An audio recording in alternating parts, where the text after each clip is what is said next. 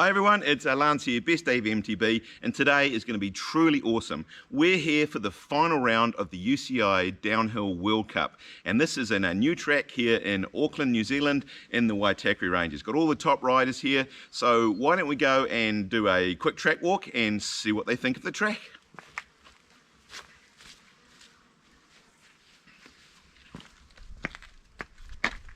You've got some questions. You thought the last round was in Snowshoe, where Valley Hole and Loic Bruni dramatically won the last round and won the series.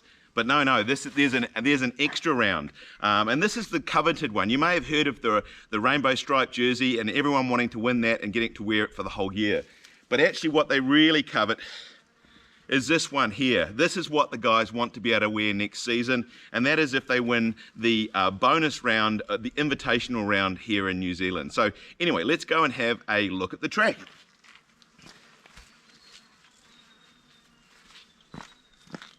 You're still there. You've got questions still. How are we having a round in New Zealand given that we have 2 weeks quarantine and almost nobody can get in, and we're also in the middle of a lockdown? How did I pull that off? Well, it wasn't easy. Firstly, I rang Auntie Jacinda, who is a subscriber to the channel, and said, could I let some downhill riders come in and get them some MIQ spots? She said she couldn't do this, and believe it or not, has unsubscribed, which I was a bit hurt by that. But anyway, I wasn't going to give in, so I applied for a special exemption, and I called the downhill racers the Wiggles Entertainers Group and said they were coming here for a second show. And believe it or not, MIQ spots for them all, and they're straight in. So anyway, we have managed to pull this thing off. So anyway, come and let's have a look at the track. You still want more questions. You want to know why a fat, unfit, overweight 50-year-old who rides an e-bike is at a World Cup downhill. Just go with it, hey? It's enough questions, eh? All right, the start of the track, pretty wet, pretty steep, pretty off camber. Anyway, let's see what some of the riders think. I can see Win Master's a good Kiwi boy around the corner. So, hey, Win, you got a minute? What do you think of the track, Win?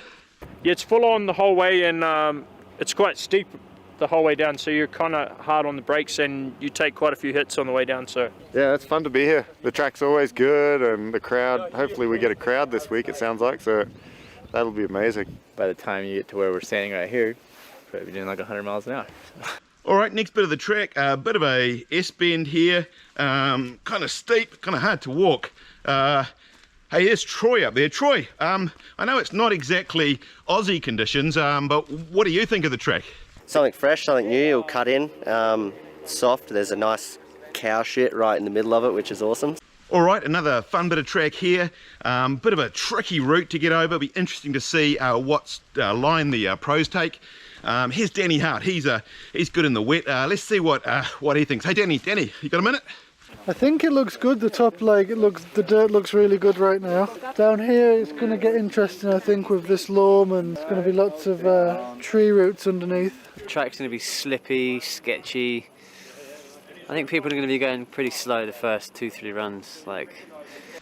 Now behind me is one of the features of the track. It's a big tree with a wooden ramp, and you've got to try and go down the other side of the tree. I find it very challenging, but some of the riders have said that they think they can trick it, they can jump it, and there's even been talk of backflips. So anyway, here's Eddie Masters. Eddie, what do you think? And believe it or not, you might see riders getting inverted this week. I'd like to spin it. We'll see. I'll ride it first. I'll ride it and then maybe make a call. I don't know. This next bit is a favourite part of the track I like. Pretty steep, off camber, some tight turns in there. Anyway, let's see what some of the riders think. I've got Greg Minar up here, not quite as old as me, but been around a while. Hey Greg, what do you think of this track? All what was loam is now clay. It's going to be so slippery, but they've done such a good job with line choice, and it's going to be cool. All right, coming through here, starting to get pretty steep. Reese Wilson, good Scottish lad. Reese, what do you think? Is this steep for you? I am absolutely ecstatic. This is a track I think a lot of riders have been waiting for a very long time. Properly natural, super fresh. It's going to develop and develop and develop as the days go on. Loads of line options, tape-ins wide. It's absolutely perfect in my opinion. This is going to be unbelievable. Come wet or dry, this is going to be an exciting track. There's not a whole lot to catch you, and there's no support, so it's going to be sketchy, I think. All right, just coming down this last bit of bush track. I'm just trying to catch up to, believe it or not, Steve Pete's up here. He's managed to make the trip over, and yeah, true legend of the sport. So really keen to, whoa, can hardly walk down here, see how he thinks the track will hold up over the weekend. Hey Steve, how do you think this track's going to hold up? People are going to take all the top layer off, roots are going to come out, like roots are just going to form and disappear and then reform. So it's going to be, got to be reading the track all the time, really, stay on top of it. We do also have quite a strong ladies field in this race as well. So anyway, there's not many of them on the track walk today, but actually Nina's up here. Hey, Nina, what do you think of the track? It's pretty steep. It looks way more rideable than last time because it's dry at the moment and it's also ridden in. So some routes are already out and you know where to go. So at the moment it looks prime and good, but let's see how the weather's gonna be. So. Now the track at this point has quite a different feel to it. It comes out onto some seal and then goes into some rockier areas that are quite different to the bush. So I'm not going to walk it because it's a long way and I'm already starting to get pretty hot and puffed. So I might go and get the e-bike and do a quick lap for you. Alright, I'm going to give you a quick run down the track. Not going to be race pace, well not World Cup race pace, but anyway, let's show you the track. It starts off in the native bush, off camber, roots, slippery, going to certainly really challenge the riders. Now this is up in the Auckland Alps in the Waitakere Ranges, and this is a really unique landscape, like it nowhere else in the world. One of the main features is that you start in this native bush high up in the hills, and what is unusual is that as you drop out of the trees, you end up coming into a rocky alpine environment, which is really quite unusual. So as you can see, suddenly it's become quite rocky, and this is going to be really challenging for the riders.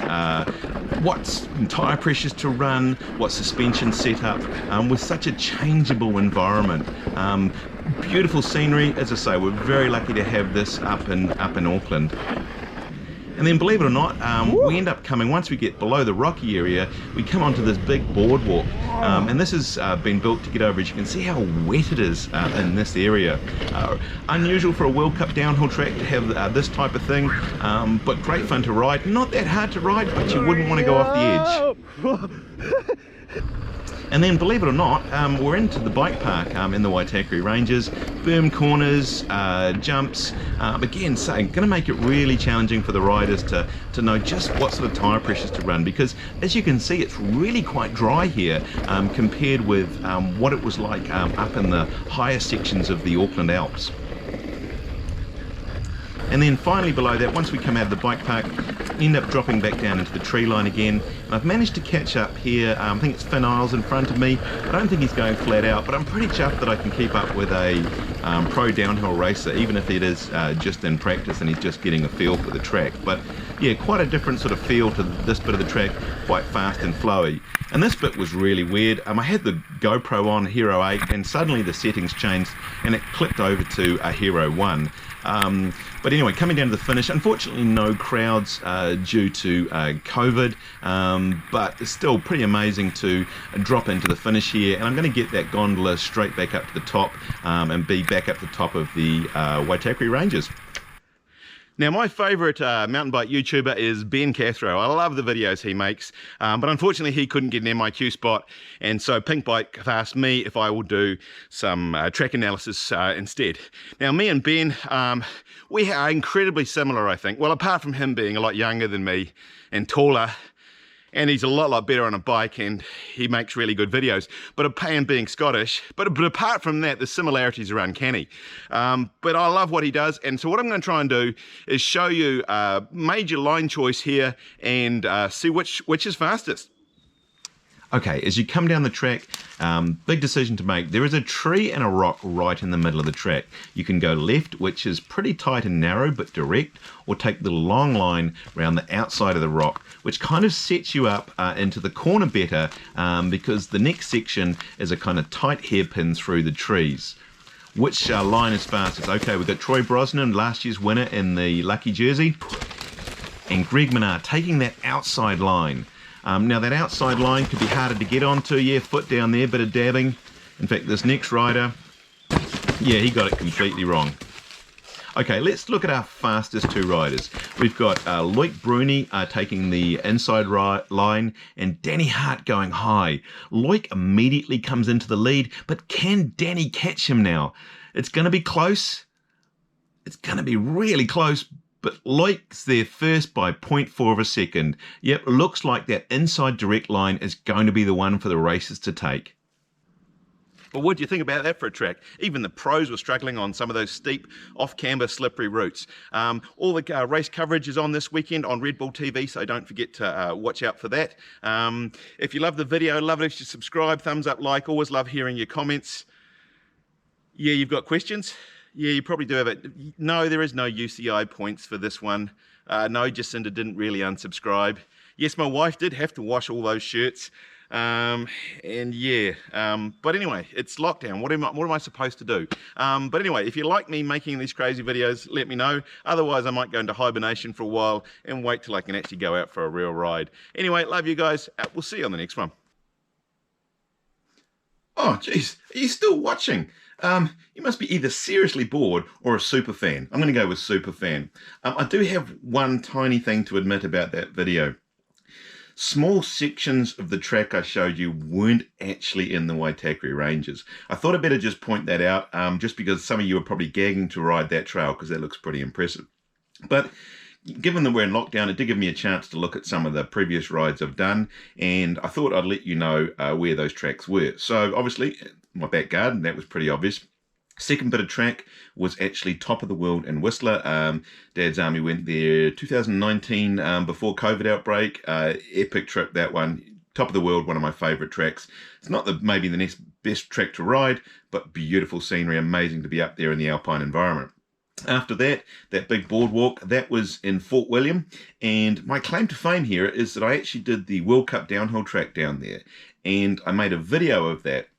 And YouTube came up with a copyright claim from Red Bull claiming that I'd used G. Atherton's point of view footage down the World Cup track. Now, I know it's only a robot and it's a YouTube algorithm, but the YouTube algorithm thinks that I'm G. Atherton, and I'm going to take that. Next bit of track after that, I think we cut into Morzine. Again, amazing place to ride if you ever get a chance.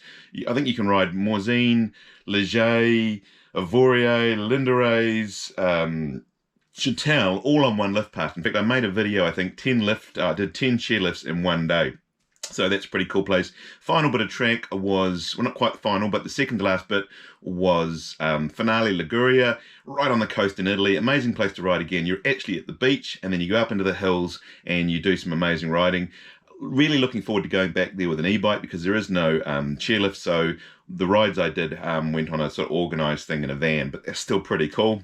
And the very final bit of track was actually from the previous year when I only had a really old GoPro, and that's the finish of the Val di Sole World Cup track. I managed to do that track, although I did crash. I want to go back there one day and do a clean run. So anyway, been very lucky in the past to get to ride some pretty cool places. So right now I'm stuck in my back garden. It feels a little bit different. But anyway, I'm sure one day we'll all get to ride places again. And yeah, just hope you enjoyed the video, and yep, we'll see you on the next one.